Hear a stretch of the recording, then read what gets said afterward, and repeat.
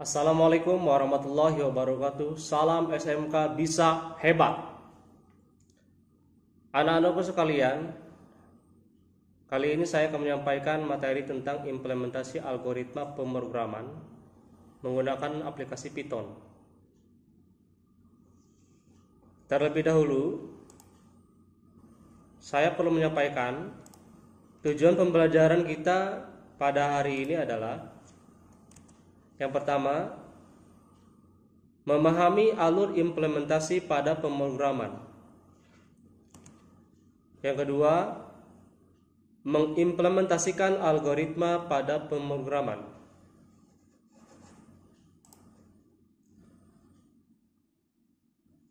Pada sejarahnya, algoritma ditemukan oleh seorang matematikawan abad ke-9 yang bernama Muhammad Ibnu Musa al-Khawarizmi.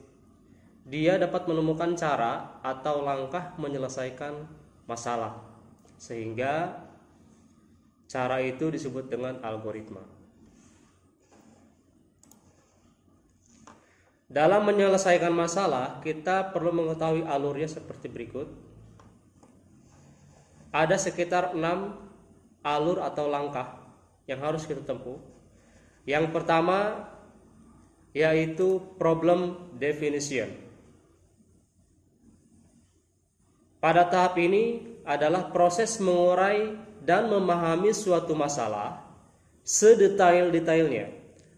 Dari proses ini diharapkan kita dapat memahami inti permasalahan, kebutuhan, dan rencana penyelesaian yang akan dihasilkan. Tahap kedua, problem analis, yaitu proses menganalisis suatu masalah dengan menentukan apa-apa yang akan digunakan seperti variabel, fungsi, dan lain-lain. Tahap ketiga, algorithm development, yaitu proses menentukan algoritma dalam proses menyelesaikan masalah. Fase ini merupakan fase paling penting dalam tahapan pembuatan program. Tahap 4, coding and documentation, yaitu proses menerjemahkan algoritma ke dalam bahasa pemrograman. Sedangkan proses dokumentasi adalah proses penulisan tahapan-tahapan proses coding dalam suatu berkas agar bisa ditinjau di kemudian hari. Tahap 5, testing and debugging.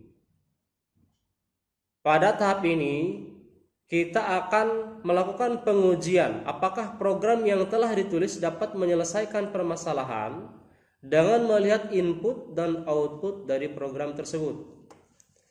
Yang terakhir, tahap 6, maintenance, yaitu proses perbaikan jika program mengalami error dan akan membawa kembali ke desain dan pengembangan algoritma.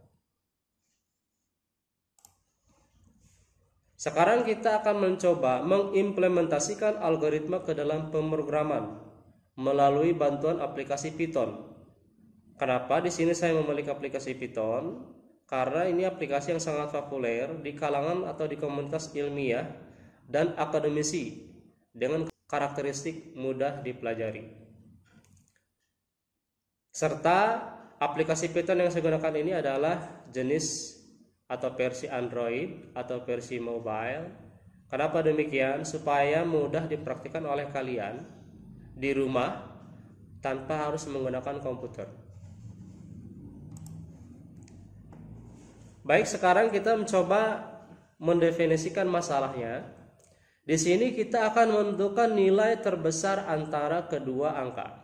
Jadi kita sekarang mendefinisikan masalah akan mencari nilai terbesar di antara kedua angka. Tahap berikutnya, kita mencoba merancang menggunakan algoritma dengan uraian sebagai berikut. Pertama, kita mulai sesuatu itu harus kita mulai dan diakhiri dengan selesai. Mulai dengan meminta memasukkan angka pertama, kemudian meminta masukkan angka kedua. Kenapa demikian? Karena kita akan mencari nilai terbesar dari kedua angka. Maka kita meminta atau kita mengeluarkan perintah untuk memasukkan angka pertama dan kedua. Pemeriksaan dan penentuan hasil. Di sini prosesnya nanti, jika angka pertama lebih besar daripada angka kedua, maka cetak angka pertama sebagai angka terbesar. Artinya nanti akan muncul keterangan atau hasil di mana angka pertama sebagai angka terbesar. Karena di sini jika angka pertama lebih besar dari angka kedua, maka hasilnya nanti harus muncul keterangan angka pertama sebagai angka terbesar. Selain itu, jika angka pertama lebih kecil daripada angka kedua, maka cetaknya angka kedua sebagai angka terbesar. Kenapa demikian? Karena di sini jika angka pertama lebih kecil, berarti yang terbesar itu adalah angka kedua. Maka hasilnya harus muncul keterangan angka kedua sebagai angka terbesar. Selain itu, jika angka pertama sama dengan angka kedua, mempunyai nilai yang sama, maka cetaknya pemberitahuan bahwa tidak ada angka terbesar karena sama. Artinya nanti akan muncul keterangan bahwasanya tidak ada angka terbesar dengan alasan nilainya adalah sama.